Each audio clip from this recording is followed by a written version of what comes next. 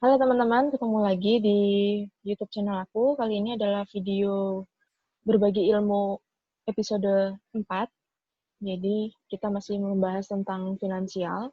Jadi, kalau di episode sebelumnya, episode 3, kita membahas tentang bagaimana kita menghitung profit. Kali ini, di episode kali ini, aku akan menjelaskan atau berbagi ilmu tentang operating cash cycle. Jadi kalau kalian yang belum tahu, operating cash cycle itu apa sih? Operating cash cycle itu pengertian simpelnya adalah kita mau mengetahui seberapa panjang atau seberapa cepat sih kita mengubah suatu barang, suatu modal barang yang kita punya sampai pada saat kita mendapatkan cash dari customer kita. Jadi sampai barang itu terjual dan kita mendapatkan cash dari customer kita. Itu adalah operating cash cycle atau operating cycle days. Jadi semakin panjang operating cycle days kita, maka semakin lama perputaran duit kita atau mengconvert antara goods yang kita punya sampai dengan cash yang kita dapat dari customer. Jadi operating cycle days atau operating cash cycle ini semakin pendek harinya akan semakin baik untuk perusahaan atau bisnis kita. Karena perputaran duit kita di situ akan semakin cepat. Nah, di sini kalau kalian lihat di layar, ini aku udah sharing tentang satu gambaran. Ini adalah gambaran operating cash cycle. Jadi, untuk mempermudah kalian membayangkan seperti apa, di sini kita ada beberapa kolom kalau kita bisa lihat. Ada purchase of goods on credit, kemudian ada payments for goods, sales, kemudian cash receipt. Di bawahnya ini ada keterangannya. Jadi purchase of goods on credit itu kita membeli suatu barang ke supplier kita, tapi masih dalam bentuk kredit, jadi belum kita bayarkan. Pembayarannya ada di bagian payment for goods di sini. Kemudian kita menjual barang kita. Nah, biasanya kita kalau menjual barang kita itu akan ada AR yang kita sebut sebagai account receivable atau bagaimana kita memberikan utang ke customer kita. Nah, ini sales of goods on credit. Dia masih dalam kredit dan kemudian step selanjutnya adalah cash receipt from credit customer. Jadi kita sudah mendapatkan cash dari customer tersebut. Nah, di sini dari tahap purchase of goods sampai dengan kalian menjual barang tersebut, itu kita namakan dengan inventory holding period. Jadi, periode kita menahan inventory kita atau barang kita. Seberapa lama sih? Yaitu dari sales of goods on credit, kalian kurangi dengan purchase of goods on credit, atau biasa kita sebut dengan inventory days. Itu adalah seberapa lama kita memegang goods kita dari kita beli ke supplier sampai kita menjualnya ke customer kita. Sampai sini masih oke ya guys? Oke. Kemudian kita lanjut.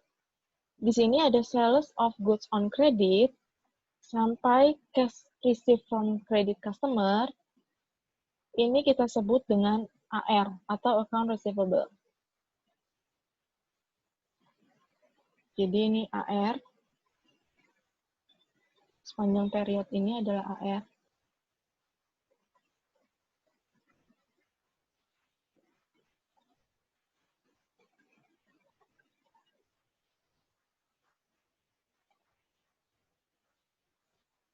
AR atau yang biasa kita sebut dengan AR days, account receivable days. Jadi seberapa lama kita menagih, mengkolek AR kita, menagih utang ke customer kita itu seberapa lama. Maka AR itu semakin pendek, semakin baik. Jadi semakin cepat kalian menerima cash dari customer. Nah, untuk bagian purchase of goods on credit, sampai dengan payments for goods ke supplier, itu kita biasanya namakan dengan AP, account payable. Jadi di sini adalah AP ini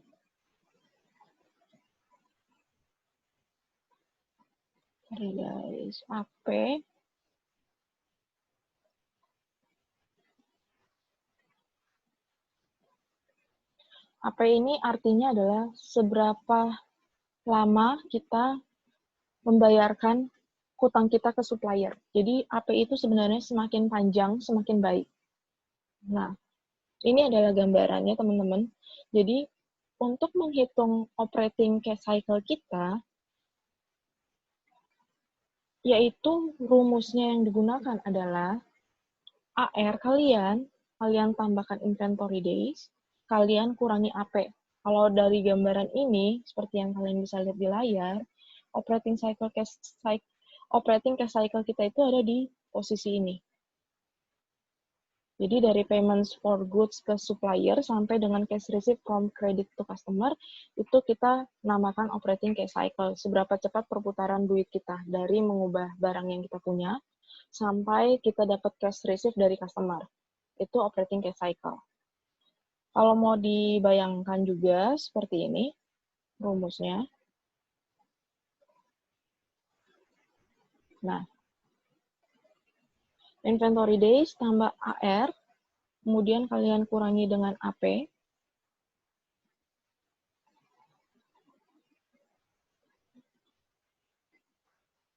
Kalian kurangi dengan AP, itu operating cash cycle.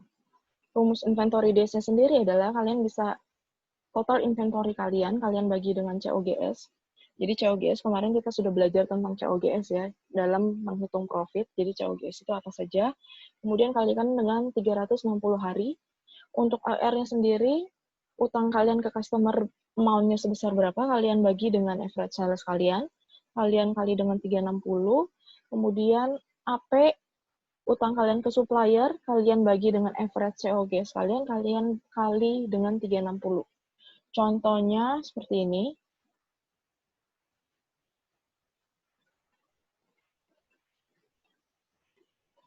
Aku punya inventory sebesar 200, contohnya. Cara duit 200. Punya COGS average 150, maka 200 bagi 150 kali 360 hari menjadi 480 hari. Sedangkan untuk AR-nya sendiri, dari 200 bagi 500 average sales kali 360 sama dengan 144 hari. Ini 200 contoh ya, teman-teman. Kemudian untuk AP-nya sendiri, contoh aku punya utang ke supplier aku 250 secara amount, dibagi dengan 150 average COGS aku, dikali 360 hari menjadi 600 hari. Jadi, rumus operating cash cycle aku adalah 480 inventory days, aku tambahkan dengan AR sebesar 144 hari, kemudian aku kurangi dengan 600 hari AP, menjadi total operating cash cycle aku 24 hari. Jadi aku bisa mengconvert barang yang aku punya sampai menjadi cash itu selama 24 hari perputarannya. Seperti itu. Sampai sini masih oke ya guys, semoga sih harusnya saya masih bisa ngikutin. Nah, jadi kesimpulannya adalah inventory days kalian untuk mendapatkan operating cash cycle atau operating cycle days ini terkecil, kalian harus mengurangi inventory kalian, mempercepat collection kalian, dan mengatur pembayaran kalian. Jadi, kalian inventory holding period kalian harus sependek-pendeknya, AR kalian harus sependek-pendeknya, tapi AP kalian harus diatur pembayarannya agar tidak kurang dari AR kalian. Karena kalau misalnya AP kalian lebih pendek, seolah-olah adalah kalian harus membayar supplier, padahal kalian belum mendapatkan cash atas penjualan barang kalian sendiri. Jadi, itu akan membuat operating cash cycle kita akan menjadi semakin panjang. Jadi, operating cash cycle kita ini ditargetkan seminimal mungkin. Kenapa? Karena semakin kecil operating cash cycle, berarti semakin cepat uang yang akan diterima. Semakin cepat uang diterima, maka uang yang dibutuhkan untuk operasional akan menjadi semakin kecil, dan uang ini bisa dimanfaatkan untuk kepentingan lain seperti untuk investasi atau untuk perusahaan besar biasanya bisa digunakan untuk pembagian dividen. Kurang lebih seperti itu, teman-teman, untuk penjelasan operating cash cycle. Semoga mudah untuk dimengerti dan dipahami, dan kalau kita lihat gambaran yang di awal, itu mempermudah kalian untuk mengerti, oh, operating cash cycle itu seperti ini, rumusnya seperti ini, dan kenapa sih kita butuh untuk menghitung operating cash cycle ini.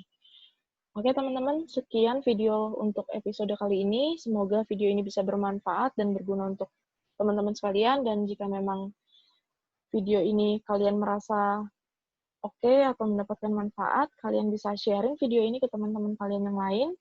Kalian bisa like dan tuliskan kolom komen di bawah kalau kalian ada inputan atau masukan. Dan jangan lupa subscribe agar kalian tidak ketinggalan untuk video-video selanjutnya dari aku tentang macam-macam sih sebenarnya. Aku mau sharing banyak hal yang berbagi ilmu yang aku punya ke kalian semua. Jadi kita sama-sama belajar. Oke teman-teman, sekian video untuk kali ini. Terima kasih sudah menonton dan sampai bertemu di video selanjutnya. Bye-bye.